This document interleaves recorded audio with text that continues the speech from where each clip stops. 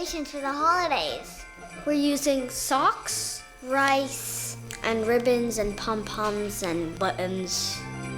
I want to call them snow people. I like Amelia's idea. You take the sock and cut right in the heel.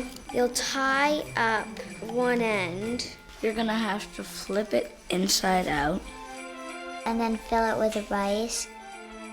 Then you're going to tie it with a rubber band. Then you can put one more of those in the middle. And what you end up with is this. What we're doing is making the hat with colored socks.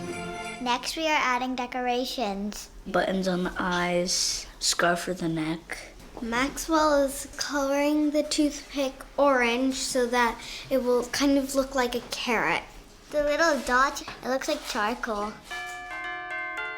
We got snowflakes and pine cones, and we added our own creations. It's perfect. I think we should have a holiday party.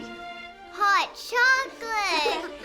I like doing creative stuff because it's just really fun. It's a great way to get into the holiday spirit. Happy holidays!